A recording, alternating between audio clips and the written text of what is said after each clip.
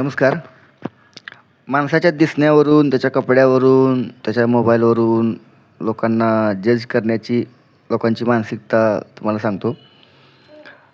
आमची एका office building आमची कमर्शियल 13-14 मजली तिथे मी काम करतो. तिथं एका फ्लोअरवरती एक एम्प्लॉई गेला लिफ्टमधून बाहेर आणि आम्ही 4 जण होतो. एक गेल्यानंतर आम्ही 3 राहिलो. त्या तिघामधले 2 एका कंपनीमध्ये इंटर्नशिपसाठी आलेत. 2 महिन्यासाठी आलेत. तर त्यांनी त्या लिफ्टमधून गेलेल्या माणसाबद्दल चर्चा चालू केली, की त्याच्याकडे काहीतरी 1.5-2 लाखाचा मोबाईल होता. तर ते बोलले, की "अरे ह्या कंपनीचा हा ओनर असू शकतो." त्याच्या कपड्यावरून, त्याच्या मोबाईलवरून. मग मी वरती लिफ्टमध्ये परत त्यांच्याबरोबर होतो. त्यांना सांगितलं, की हे ओनर नाहीत, ते एम्प्लॉईज आहेत. त्यातलं एकाचं म्हणणं होतं, की ते ओनर असू शकतील. एकाचं म्हणणं होतं, की नाही एम्प्लॉई असतील.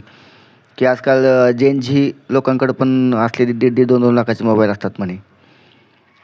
मग मी विचार केला, की अरे मी तर कधीच कोणाच्या मोबाईलकडे बघत नाही, कोणाच्या कपड्याकडे बघत नाही. हे लोकं एवढं जज करू शकतात. म्हणजे मलाही लोकं जज करतात. माझा मोबाईल थोडासा बेंड झाला आहे, पडला होता.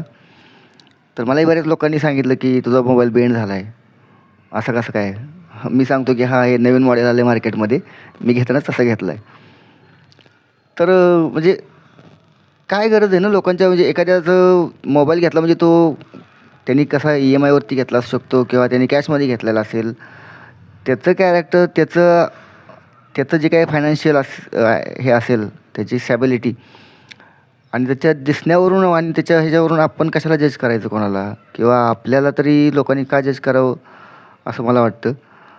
आपण जर कोणाला जज करत नसेल तर आपल्यालाही कुणी करू नये असं वाटतं. पण ठीक आहे, हे माणसं आहेत, दुनिया आहे आणि लोकं जज करतात तुमच्या पर्सनॅलिटीला. धन्यवाद.